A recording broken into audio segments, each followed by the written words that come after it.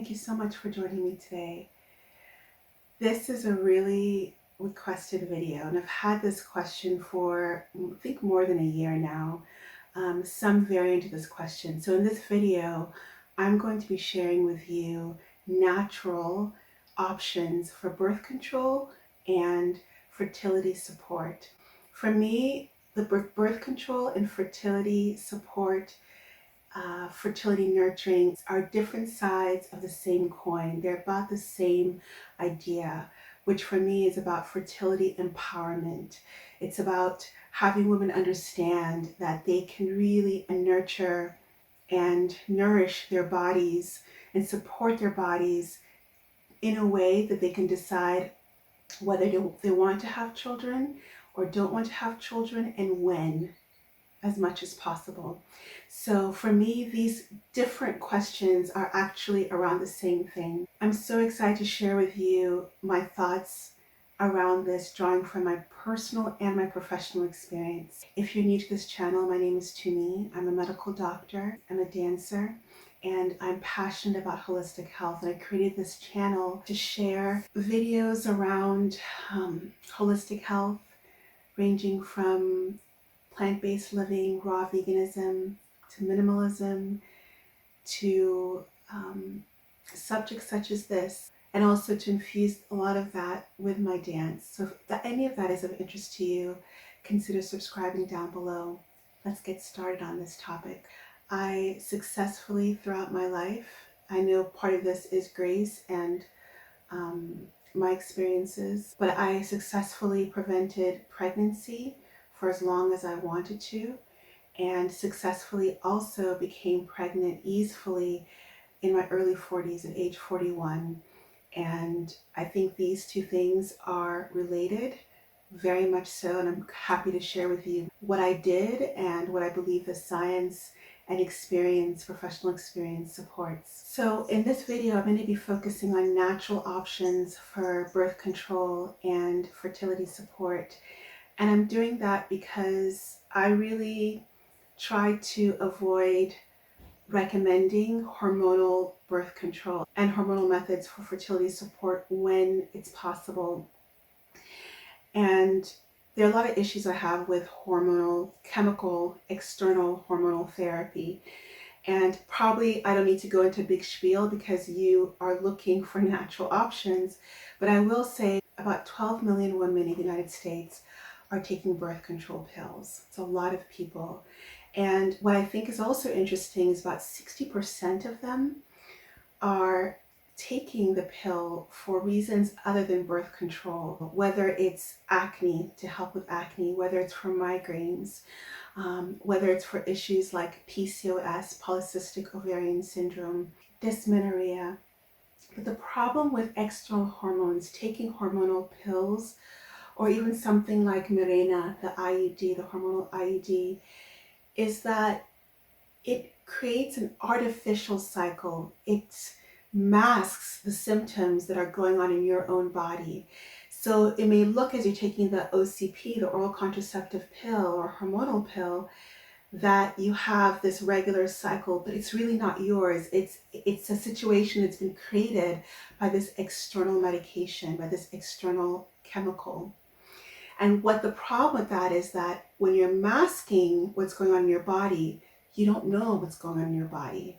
And I've seen this with many patients and many clients who come in on hormonal medications and they want to be pregnant, and they are finding they're having issues getting pregnant when they come off of it, or they're having problems. I've had this with some clients coming off of it because they have such bad withdrawals. But what's happening is that when you get off these medications, your internal body is trying to recalibrate. It's figuring out, oh, now I can express what's going on.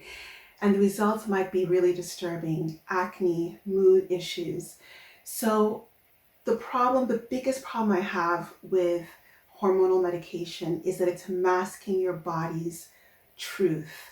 And your body is there to speak to you. These symptoms that you may have for which you are taking birth control, other than birth control, they're really important ways of your body communicating with you.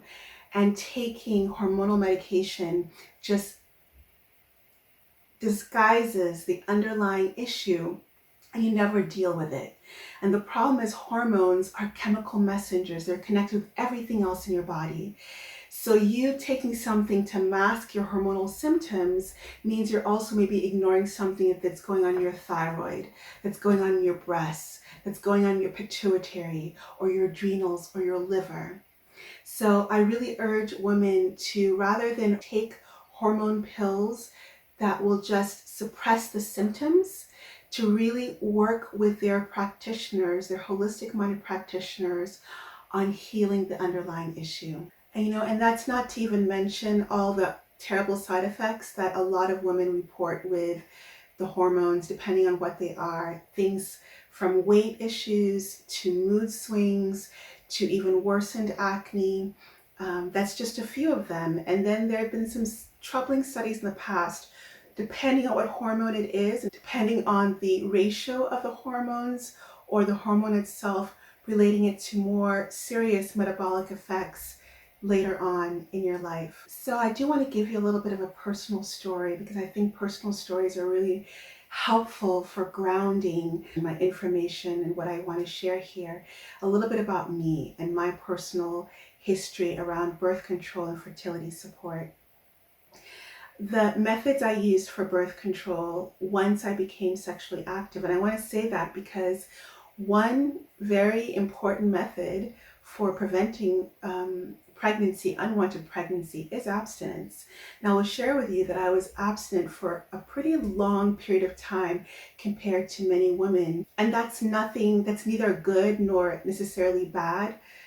It just is. It was just my reality. I really consciously decided to become sexually active in terms of sexual intercourse when I felt empowered.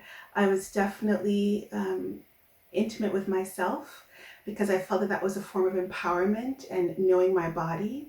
So I feel like I had a very good entrance into sexual intercourse with another partner, and that was a very conscious decision. So abstinence is a form of birth control for sure, and it's a very good one, because you also are protected from sexually transmitted diseases in a way that, again, these hormonal contraceptives, really anything other than barrier control, doesn't protect you from. But when you are desiring to be sexually active, what are the options? So I'll go back to my story. Once I decided to become sexually active and decide to have sexual intercourse with my partner, I chose condoms, and I chose condoms for years, and really male condoms. I want to be clear, there's also female condoms out there for those of you who may not be aware of. I chose male condoms. They're a lot of times more available. I was with partners and chose to only be with partners who were willing to use them. Condoms are a great barrier control, and they are vegan condoms out there, just so you know, if you are wanting to have a plant-based option. Those do definitely exist. Condoms, I think, are great because they do prevent against sexually transmitted diseases. And if used correctly, they're a good form of birth control. Not foolproof, but a good form of birth control. So I used that form for many years. And I also, this is the second method, and it is in conjunction with the first method, which is intimate play or sex play without intercourse, without penetration. And that can get into the realm of talking about things like Tantra. But all I will say is that there are many forms of sex and sex play and intimate play that do not involve penetration if you are with a male partner, that do not involve penetration, that do not involve actual intercourse, and therefore do not put you at risk for unwanted pregnancy. And exploring that and having those be part of your intimate life, I think, can be wonderful. So I want to say that as a second option and as a complement to whatever form of birth control you are using. I definitely use this form. I continue to use this form because it's fun with my now husband. It doesn't always have to be about intercourse. And so but it can still be amazing and pleasurable and connecting in a beautiful way. And the third form that I've used, and I've used for years, and I love, and this is the one I want to focus most of this video on, is the fertility awareness method. I love this method as a form of birth control, and then again, if and when you want, as a form of supporting fertility. So I am going to focus the rest of the video on fertility awareness method because I think it's amazing. It's something that I coach clients on, I talk to patients about. I'm not going to focus a lot on other forms of natural birth control, but I will say that some of the other ones you could consider are the copper IUD, sometimes known as Paragard. The issue that sometimes I think women can have with that is that it can cause actually increasing cramping, increasing bleeding, and then also rarely, but it can, because it's an IUD, so it's inserted, an intrauterine device, that small T-looking device is inserted in there, and the copper basically is a toxic environment for implantation, for getting pregnant. So there are obvious issues there, right? If you don't want to have insertion, if you don't want to have this foreign device inside your womb, rarely it can cause infection, especially I've seen in clinic women who forgot it was there or have had issues in terms of it moving and then it causing a little bit of scarring in the womb, which later, if you want to be pregnant, might affect your fertility or carrying the baby as well as you could to term. That said, I do think Paragard or the copper IUD is a viable and good option for many women depending on their circumstance if that's what they want. I also want to say that birth control, even hormonal birth control, can be an important option for women, especially in the setting of emergency contraception. And I want to be just very clear that it's amazing how far we have progressed as women in having this as an option. I just want women to know, if they're not sure, that it is an option and that there are other options. But thank goodness for all the women and some men who've paved the way to have these options, both hormonal and non-hormonal, because there are places still in the world where a lot of women don't have this option and feel disempowered. And definitely in the past, that was the issue. So I do want to take a moment and say that. That being said, I'm excited to talk about natural options. So I talked about the IUD. There are other things like spermicide, and then there's the withdrawal method, which I don't recommend. I think there's a high fail rate with this idea of inserting the penis or having sexual intercourse and then the man hoping to withdraw before ejaculation. Even if the ejaculation doesn't occur, there's a lot of sperm, a whole lot of sperm, and a little bit of sexual fluid. So the withdrawal method is not one that I would advise. So I want to focus moving forward on the fertility awareness method. And I could speak literally 2 hours on this. I just want to give an overview so that if you're at all interested, you can dive into a little bit more. And I will definitely have resources down below, so check the links down below around this. So I'm going to talk about the fertility awareness method as the third big option, but there is a fourth one, so hang in there for that. With the fertility awareness method, what I did and what I guide women in doing who are interested in this, and I think every woman can benefit from fertility awareness, whether you want to be pregnant or you don't want to be pregnant, or pregnancy is not even an option anymore. For me, fertility awareness is just about being aware of your cycle. And every woman, premenopausal, perimenopausal, postmenopausal, has a cycle. The cycle that we have when we are premenopausal, when we are menstruating women and can get pregnant or don't want to get pregnant, is that we have four phases of our cycle. We have our follicular phase, where the follicles in the ovaries are maturing. We have our ovulation phase, right, where the peak of our fertility.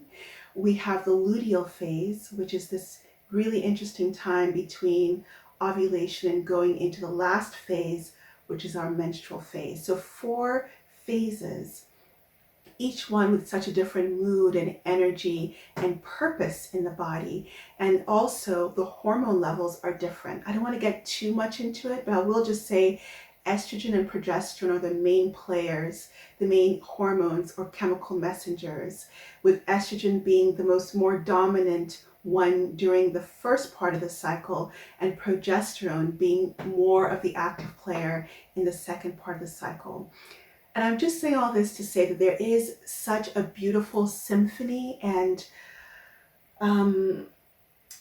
logic and flow to all of this that our body is so wise about, which is why, again, when you're taking external hormones, it can really mess that up on all levels of the body, not just the sexual organs. I think one of the best parts of fertility awareness is an empowering understanding of what's going on with your cycle.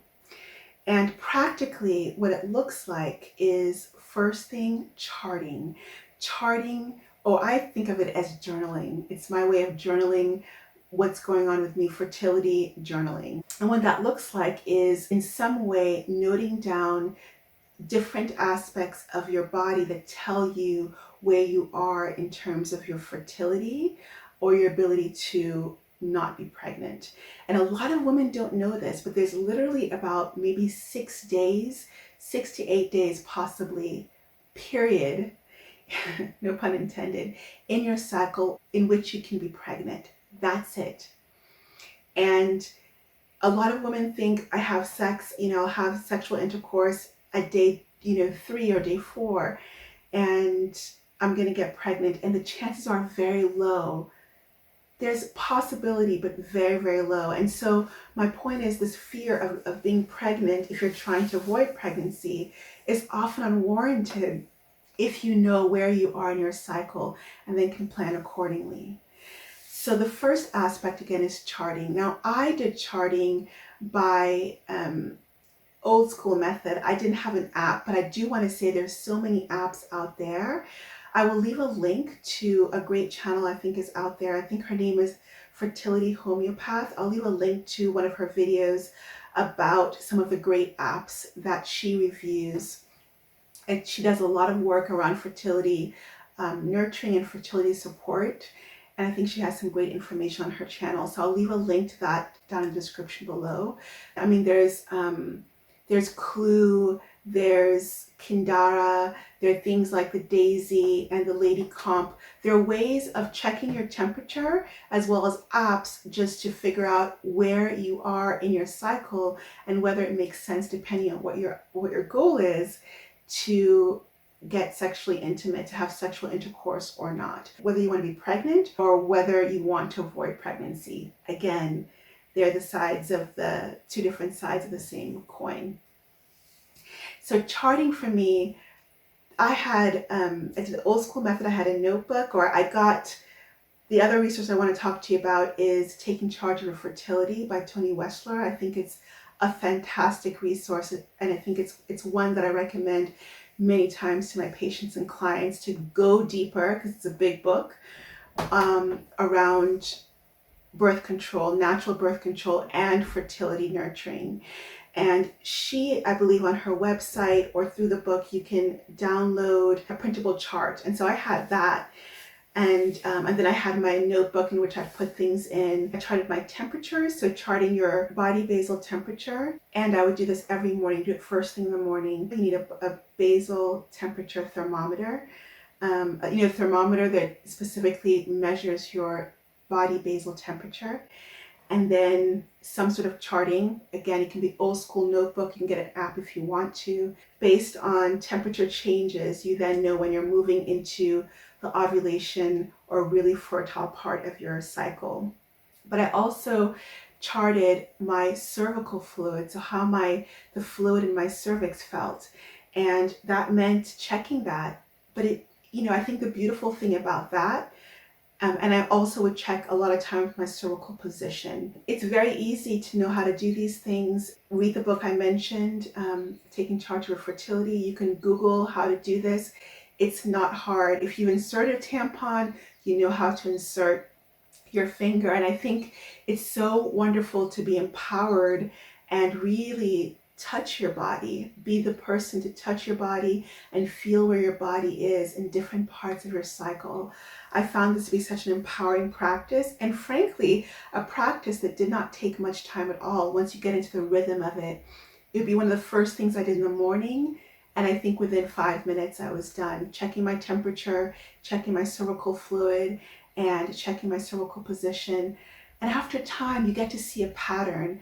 The other thing I would write down also is my mood, my energy, because there are these beautiful things about us as women in that we're so unique, not just in terms of the length of our cycle for some women, which may range from normal is 28, but for some women it's as short as 24 or 26, and some women have 35-day cycles, and some women have 24-day cycles one day and 35-day cycles in one month and 35-day cycles another month. So there's such variation, and knowing the pattern in your own body can be so helpful and help you understand your body better to make these choices. I also want to mention that I did a lot of the fertility awareness method with my now husband, and we did this when we were traveling full time. So I think some of the feedback I get around fertility awareness method is, if I'm not regular, or if my situation is changing a lot,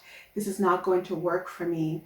And while I do think that fertility awareness method becomes much easier if your cycle is regular, you can regulate that cycle and you can still see patterns even if your cycle is not regular from month to month. But I think one of the joys about this is that if your cycle is not regular, you can do things to help regulate it.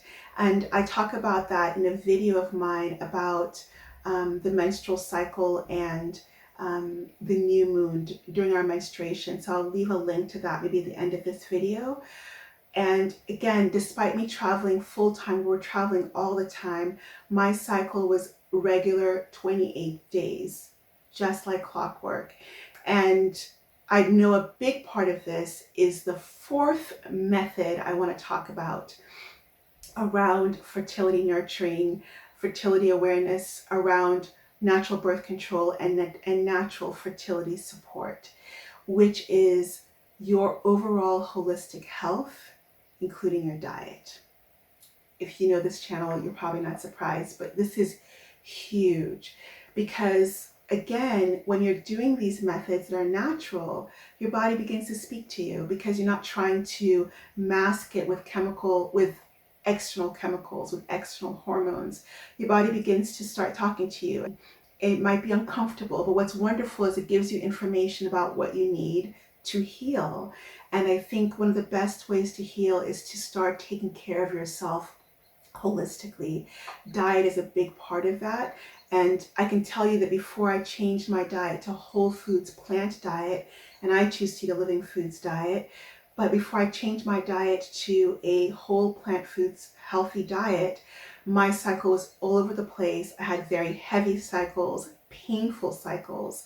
I never got ultrasounded, but I may have even had issues like fibroids. And I can share with you that once I cleaned up my diet, once I cleaned up what I was putting on my skin and other things, and started doing things like meditation, other ways of stress management, a holistic regimen, my cycle became so much more pleasant and so much more in rhythm, regular with the moon. It's incredible. It's important for me to speak about that because I think all of that, the holistic health, the diet, was a huge support for me in terms of having regularity in my cycle, which helped me have better control about when I didn't want to be pregnant. And all that support, I think, definitely helped when I did want to be pregnant. So getting easily pregnant at age 41 naturally, I know my diet and my holistic health practices were a huge part of that. I also do feel that never having been on birth control, hormonal birth control, I think helped also, because a lot of women, again, coming off hormonal birth control, many of them experience issues in terms of their system recalibrating and then being able to get pregnant so easily, especially if they've been on birth control for many years. And again, I help women with that a lot on one-on-one sessions. I do want to say that you're somebody who really struggles with issues such as fibroids or endometriosis, to definitely check out my webinar. I have a webinar on fibroids, endometriosis, very similar in the sense that it's estrogen dependent.